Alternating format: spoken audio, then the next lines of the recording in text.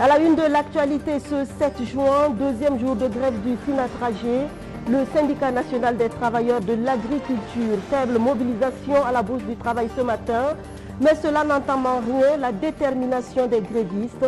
Ils comptent aller jusqu'au bout de leurs revendications qui se résument en l'application immédiate du protocole d'accord signé avec le ministre en charge de l'agriculture.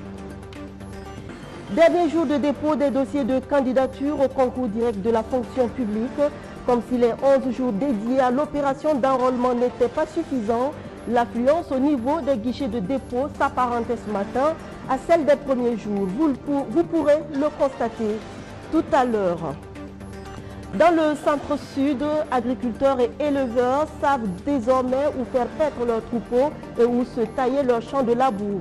Un espace a été délimité pour chacun des deux groupes au grand bonheur de la population locale qui voit en cela un facteur de limitation des conflits entre agriculteurs et éleveurs. Bonsoir et merci de votre fidélité. Après les groupes CDP et UPC, c'est au tour du groupe parlementaire UPC-RD de dresser le bilan de sa participation à la session parlementaire qui vient de s'achever. Face à la presse ce matin, les dissidents du groupe UPC ont dit avoir voté en faveur des 27 lois adoptées au cours de cette première session de l'Assemblée nationale. Pure coïncidence, d'après le groupe qui se réclame de l'opposition. Roméo Quetta. C'est son choix de vote sur certaines lois et conventions qui fait penser qu'il est plus proche de la majorité que de l'opposition. L'UPC-RD, groupe parlementaire de l'opposition, a voté en faveur des 27 lois adoptées au cours de la première session parlementaire ordinaire qui vient de s'achever. Il a même dit oui aux lois qui ont suscité le plus de débats, notamment la convention d'entraide judiciaire et d'extradition entre le Burkina Faso et la France et la loi sur le code pénal. L'autre fait qui lui est reproché, c'est son attitude lors du débat à l'Assemblée nationale sur le statut du chef de file de l'opposition. Alors que d'autres groupes parlementaires d'opposition comme l'UPC et le CDP ont claqué la porte, l'UPC-RD n'a pas suivi le mouvement. Contre toutes ces critiques, le groupe parlementaire mis en cause se défend au cours de ce point de presse. Il se pourrait que nous, on ne suive pas la position de l'opposition, que nous votions dans le même sens que la majorité, simplement parce que nous avons, à notre âme et conscience, en tant que groupe parlementaire, bien étudié notre question et nous votons librement. On n'est pas des députés moutons pour voter les textes un peu n'importe comment. En dépit de ces détractions, l'UPC-RD dit entretenir de bonnes relations avec les autres groupes parlementaires au sein de l'hémicycle, même si lors de ces journées parlementaires tenues en mars dernier, l'UPC n'a pas répondu à son invitation. Malgré tout, ces dissidents du groupe parlementaire UPC souhaitent participer au congrès du parti qui va se tenir en juillet prochain, mais ils ont besoin de garanties. Nous attendons que toutes les mesures de sécurité soient prises. Si nous nous sentons en confiance, nous irons à notre congrès. Parce que jusqu'à preuve du contraire, comme je l'ai dit, l'UPC, c'est notre grand parti et nous voulons œuvrer pour que ce grand parti-là aille de l'avant. Merci. L'UPC-RD s'est aussi exprimé sur la situation nationale, notamment sur la crise qui oppose actuellement la coordination des syndicats du ministère de l'économie et des finances au gouvernement. À ce propos, le groupe parlementaire invite les deux partis à privilégier le dialogue afin de préserver l'équilibre social tout en évitant un chaos économique. Le Sinatragé, je vous le disais, est en grève depuis hier.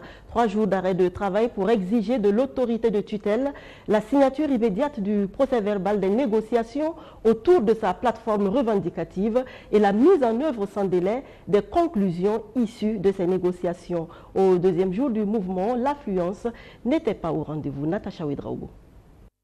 Jeudi 7 juin 2018, jour ouvrable. Ici, à la Bourse du Travail, des agents du ministère de l'Agriculture qui ont déserté les bureaux sont rassemblés. Un groupuscule en train de lire les dispositions portant organisation et fonctionnement des directions régionales du ministère. Ce sont les membres du Sinatrag, le syndicat national des travailleurs de l'agriculture.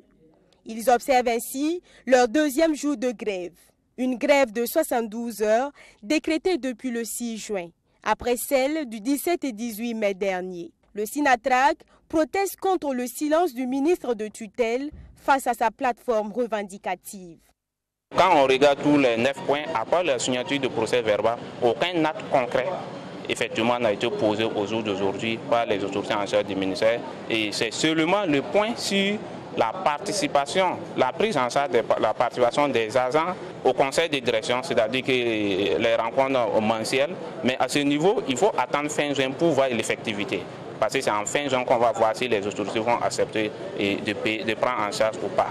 Mais à part ça, aucun acte concret n'a été en tout cas posé. Et si la question, par exemple, de la remise en cause des libertés, ça a été clair. Les autorités ont dit si ce point ne bouge pas, mais nous avons dit effectivement la question de la remise en cause des libertés syndicales, c'est un point non négociable.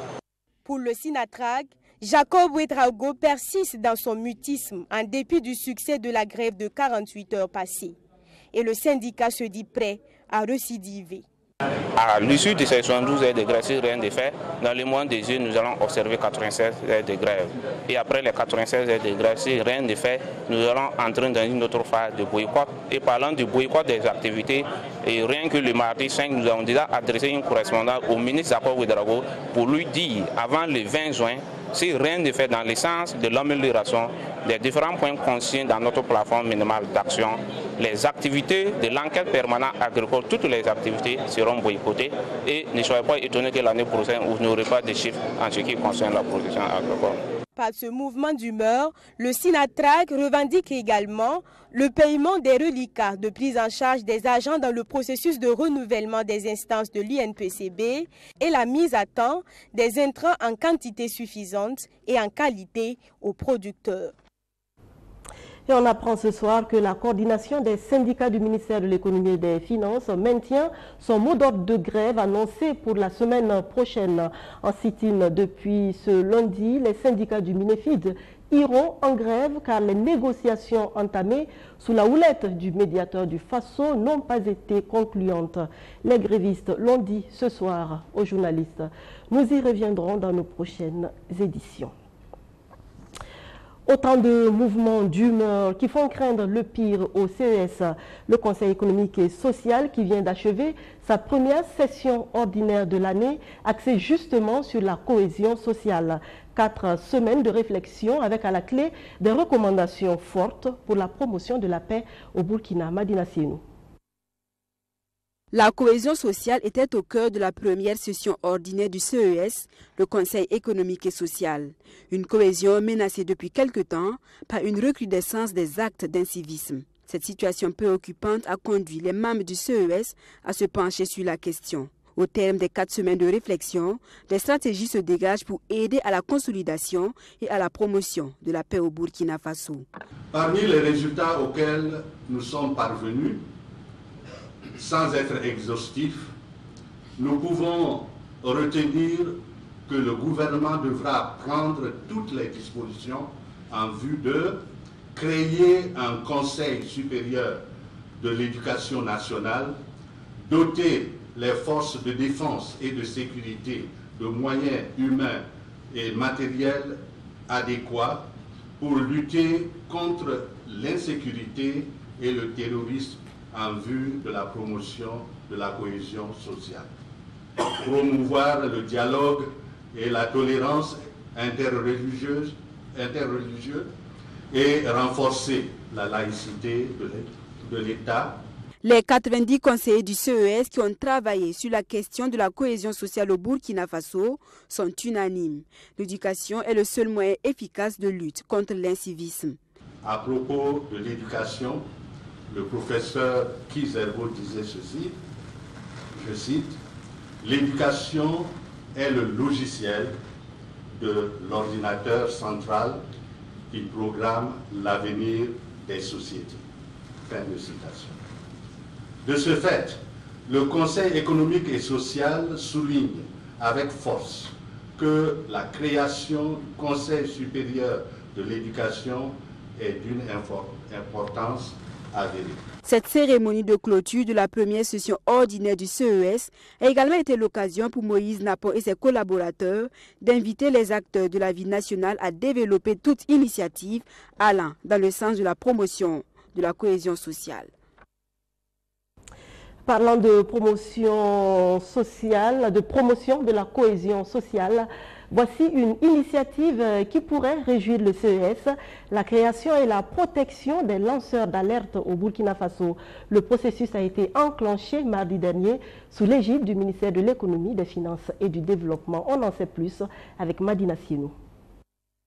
Cette rencontre entre le ministère en charge de l'économie et ses acteurs marque le début des travaux d'élaboration du projet de loi portant création et protection des lanceurs d'alerte au Burkina Faso. Le lanceur d'alerte, c'est toute personne physique ou morale qui révèle des informations sur des menaces ou des préjudices pour l'intérêt général. Cependant, pour la partie gouvernementale, il faudra faire une différence entre lanceurs d'alerte et activistes. Toute personne physique ou morale qui, en tout cas, ayant connaissance d'un danger, d'un risque, voilà, en tout cas, qu'encourt la population, lance une alerte sur la base d'un certain nombre de preuves qu'il a réunies. Donc, c'est un peu différent des activistes que vous connaissez qui souvent sans preuve lancent quand même un certain nombre d'informations. Donc, la loi va préciser exactement ce que c'est qu'un lanceur d'alerte.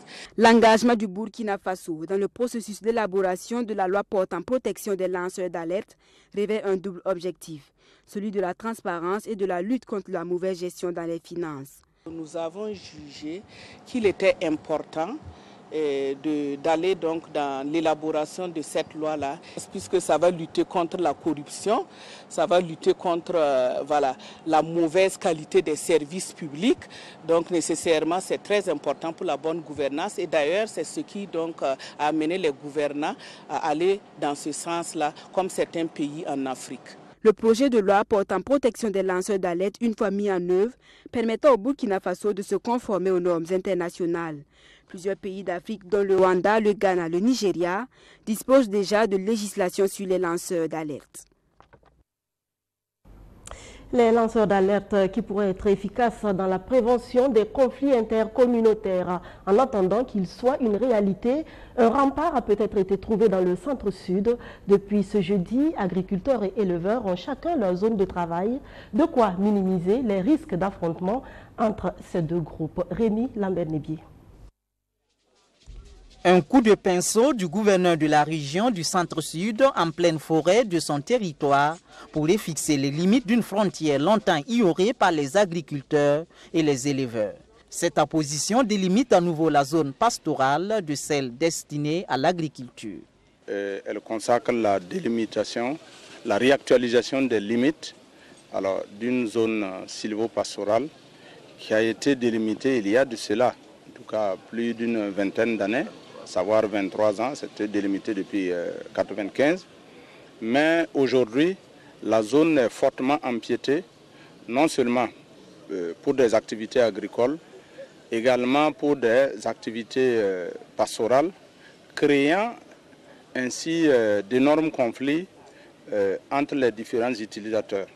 D'une superficie de 36 000 hectares, la délimitation de cet espace de pâturage est l'aboutissement d'un plaidoyer d'une longue haleine mené par l'Association pour le développement et la modernisation de l'élevage au Faso, de concert avec les autorités administratives et coutumières de la province du Zunweko. Et pour l'association, son effectivité ce 7 juin apportera plusieurs avantages à la communauté des éleveurs. Le premier objectif, c'est de diminuer la pression sur le parc Kabodé-Tambi. Parce que nous avons d'énormes difficultés, en tout cas par rapport à ce parc-là. Il y a tellement de répression et c'est raisonnable, c'est la loi et c'est normal. Maintenant, je pense qu'avec cette zone, on a on a quand même un espace où on peut en tout cas se permettre de pâturer. Mais au-delà de ça, l'objectif de notre association, c'est surtout d'intensifier l'élevage. Un cahier de charges devra être élaboré par les services en charge de l'environnement pour veiller au respect de la frontière. Et chacune des communautés s'engage à ne pas franchir les limites afin de préserver leur cohésion. Cette définition des frontières était longtemps souhaitée. Maintenant que ces choses faites, nous savons que personne ne foulera le territoire de l'autre. Et c'est ainsi que nous pourrons préserver notre coexistence. Là maintenant, les éleveurs ont quand même un espace où pâturer leur bétail. Donc je ne vois pas de raison qu'ils se retrouvent dans les espaces agricoles pour causer des dégâts. Selon l'Association pour le développement et la modernisation de l'élevage au Faso, plus de 700 éleveurs sont déjà recensés pour être installés dans cette zone pastorale. Elle promet de continuer le plaidoyer dans d'autres régions du Burkina pour que la même initiative soit adoptée. Les agriculteurs qui voient leurs connaissances renforcées en matière de biotechnologie et de biosécurité. À Bobo-Dioulasso, la semaine dernière, une session d'information et de sensibilisation a eu lieu sur la problématique des OGM. Saïdatou Ouedraogo Arsène Konditamde. Ce jeudi 31 mai 2018, le forum ouvert sur la biotechnologie agricole OFAB, section du Burkina, s'entretient avec les acteurs de la filière agricole à Bobo-Dioulasso. La polémique est de plus en plus forte sur l'utilisation des organismes génétiquement modifiés et l'OFAB veut éclairer la lanterne des producteurs et des organisations de la société civile sur les avantages qu'offrent les biotechnologies. Ce forum est une plateforme d'échange pour permettre aux bénéficiaires finaux, dans notre cas ici, c'est les producteurs, mais c'est nous tous parce que nous sommes des consommateurs. Et vous savez que l'agriculture aujourd'hui, ça va avec le développement des technologies. Et donc cette plateforme permet aux scientifiques de communiquer directement sur ces technologies-là avec les bénéficiaires que sont les producteurs, qui sont la société civile. La rencontre va également permettre aux producteurs de connaître non seulement l'importance de la biotechnologie sur le rendement agricole, mais également sur leur santé. Alors l'avantage du coton BT, c'est que ça lui permet de survivre.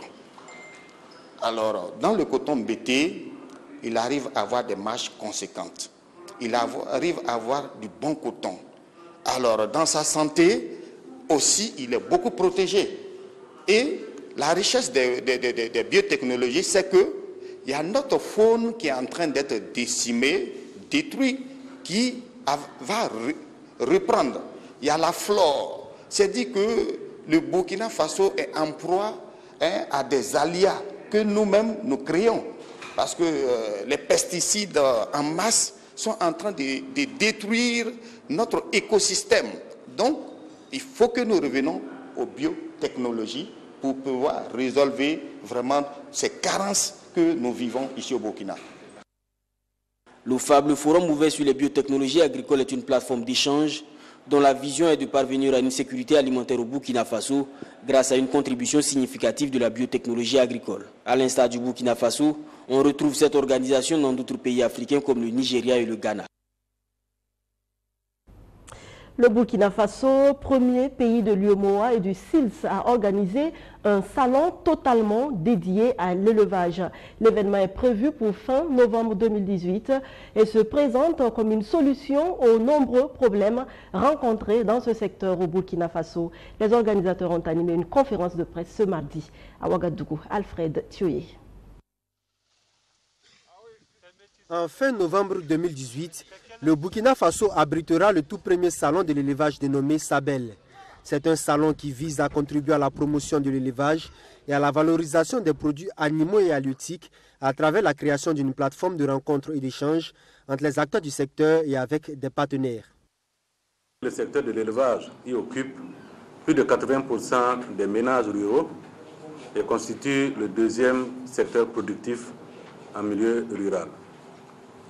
En dépit de ce fort potentiel, dont la contribution à la formation de la richesse nationale se passe de tout commentaire, de nombreux facteurs influencent négativement notre secteur. On pourrait citer entre autres une pluviométrie capricieuse au fil des années, des conflits récurrents entre agriculteurs et éleveurs mettant à rude épreuve les éleveurs et leur bétail, la réduction drastique des espaces pastoraux, l'occupation anarchique des zones pastorales et des zones de pâture, C'est donc en vue de pallier ce déficit et réunir les conditions d'une plateforme ambitieuse qui porte les espoirs de la filière que le Sabel a été institué.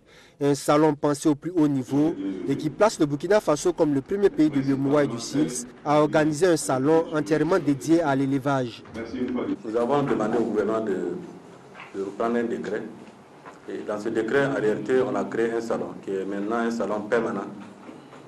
Mais nous avons demandé que ce soit biannuel. Donc tous les 2 ans, nous aurons le salon d'élevage du Burkina Faso, qui se tient à Ouagadougou. Porté par le ministère des Ressources animales et halieutiques notamment, ce salon est celui des acteurs de la filière qui seront à l'honneur 4 jours durant. Il y aura plusieurs types de participants. Il y a ceux qui viendront regarder les animaux, qui aiment les animaux. Il y a ceux qui viendront connaître. Nous aurons des conférences, parce que ce n'est pas une foire. Pour une fois, ce n'est pas une foire. On ne vient pas pour acheter. On va exposer des animaux de toutes les performances pour que les gens puissent voir ce que le Burkina a comme potentialité en élevage. Nous allons faire des conférences pour partager des connaissances, des expériences, d'acteur en acteur. Nous allons essayer de converser entre nous, d'échanger entre nous, parce que le problème qui se pose souvent, c'est quoi? Moi, lors de mes tournées, ce que j'ai pu constater, c'est qu'il y a des producteurs qui me disent qu'ils ont des problèmes d'aliments, alimentation bétail. Il y a des fabricants d'aliments qui me disent qu'ils ont des problèmes pour écouler leur production, leurs aliments.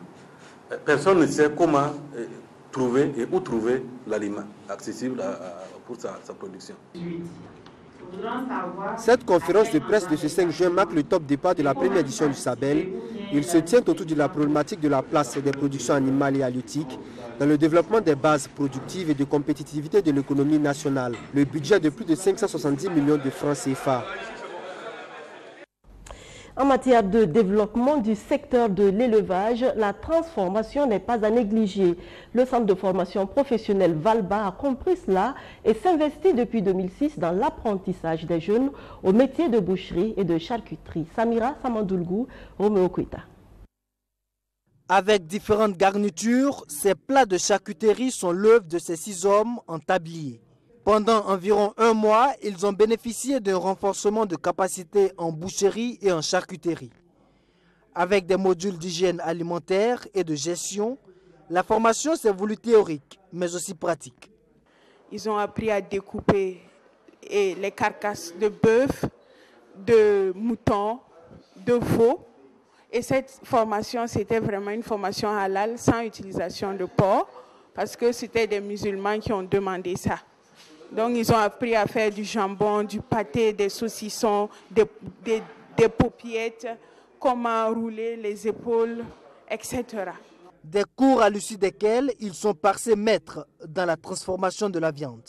Par exemple, on a vu le découpage de bœuf, les différents types de noms des parties de viande. Par exemple, on a vu la première catégorie de la viande, la deuxième catégorie, la troisième catégorie, et puis on a vu les abats, les 5e quartiers et consorts et quoi.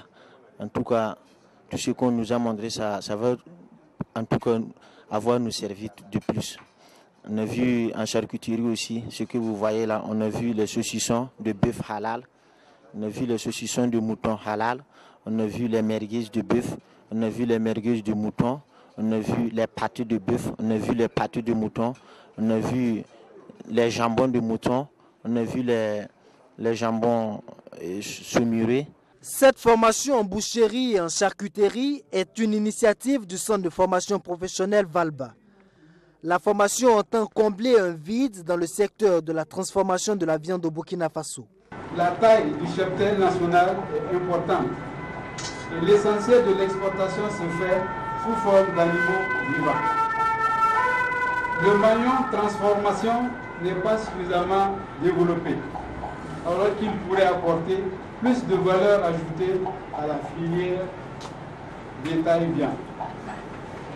Nous pensons qu'en tant que centre de formation professionnelle, nous pouvons contribuer à la promotion de la transformation de la viande. Le centre de formation professionnelle Valba a été créé en 2006. En plus de la boucherie et de la charcuterie, il forme dans les domaines de l'hôtellerie et de la pâtisserie. Après la formation, la recherche d'emploi pour certains, les candidats au concours direct de la fonction publique session de 2018 avaient jusqu'à 14 h ce jeudi pour se faire enrôler au stade du 4 août de Ouagadougou où des guichets étaient ouverts à cet effet. L'affluence était toujours à son comble ce matin. Le constat de Luc Pagbelgem. Ces tentes grouillaient de monde il y a juste quelques heures. Et pourquoi? Ce 7 juin, c'était la clôture de réception des dossiers des concours de la fonction publique session 2018. Le constat est qu'au dernier jour de dépôt, l'affluence était toujours grande. Ouverte depuis le 28 mai 2018, la phase de dépôt prenait fin ce 7 juin, soit 10 jours après. Au stade du 4 août, 2 concours avaient leur guichet ouvert. Il s'agit du concours de l'ENEP et du concours de l'ENAREV cycle C. Même au dernier jour, au niveau de la réception des dossiers, on n'a pas dérogé à la règle. Les dossiers ont été reçus de 8 h et 14 h était leur butoir. Mais jusqu'à 12 h, l'affluence était toujours grande et les candidats s'inquiétaient dans les rangs. C'est pas qu'on attendait le dernier jour, mais dès les premiers jours jusqu'à maintenant, voilà, il y a eu un surplus de personnes. Et souvent, vous venez et les gens ont totalement pris la place et vous ne pouvez pas avoir jusqu'à la pause à 14 h. Alors, il y a plusieurs concours que l'homme doit passer. Donc c'est pourquoi on est allé dans les autres coins et puis aujourd'hui, bon, on est passé par ici. Vraiment, ça n'a pas été vraiment facile. Hein? C'est pas du tout facile, c'est pas du tout facile. Mais ça a commencé depuis longtemps. Pourquoi c'est aujourd'hui que vous êtes venu le dernier jour? Parce qu'il y avait trop de monde, il y a plein de monde là-bas. Je n'ai pas encore déposé, je suis là depuis 6 h, je n'ai rien déposé d'abord. Je suis venu pour déposer pour ma femme. Non, ça fait depuis 3 jours, elle-même elle est venue veiller ici, 3 fois elle n'a pas pu déposer. Et c'est aujourd'hui, j'ai décidé depuis 5 h du matin, je suis là. À midi, seuls ceux qui s'étaient réveillés au petit matin avaient pu déposer leur dossier. Les longues files posent le problème du délai de dépôt. Nombre de candidats pensent en effet qu'il faut leur donner plus de temps. Le délai est très court et il serait quand même louable qu'on puisse prolonger un temps soit peu pour que beaucoup de personnes puissent déposer. Oui, je trouve ça court. Si on peut donner au moins 1 mois, là, ça va permettre que nous, souvent aussi, on n'a pas de moyens. Aussi, on n'a pas de l'argent pour faire des photocopies. Il est 14 h au stade du 4 août devant les guichets de dépôt des dossiers, les derniers candidats au concours de la fonction publique. Bon, il y avait un monde fou, ce qui fait que je n'ai pas pu déposer les jours qui étaient passés. En tout cas, j'ai eu peur. Je suis arrivé à moins 1 minute, donc Dieu merci, j'ai pu déposer. Les jurys ont mis les bouchées doubles pour satisfaire les candidats. 2 jurys voisins se sont prêtés main forte. Les agents réceptionnistes du concours de l'ENAREV cycle C ont volé au secours de ceux du concours de l'ENEP. Tout le monde a déposé, il n'y a pas eu beaucoup d'affluence. Il y avait une affluence à l'ENEP, mais les gens sont allés les renforcer là-bas. Donc présentement, vous constatez tous les guichets sont vides. Les réceptionnistes s'apprêtent à rentrer. C'est fini. Bon, les agents ont travaillé dur pour pouvoir finir, mais aussi on reconnaît qu'il y a eu du renfort de part du guichet de l'ENAREV. Les responsables nous ont envoyé aussi certaines personnes où il n'y avait pas assez d'affluence. Donc c'est ce qui nous a permis de finir à l'heure. Finalement, tous les candidats ont pu déposer leur dossier en attendant le début des épreuves. Aucun nouveau délai n'est annoncé pour le moment. Et les candidats, comme d'habitude, ont déposé plusieurs dossiers afin de multiplier leurs chances. Multiplier sa chance ou créer sa propre chance, c'est long, mais comme le disent les Chinois, mieux vaut rater sa chance que ne pas l'avoir tentée. Bonne soirée sur BF1, je vous retrouve demain. Merci.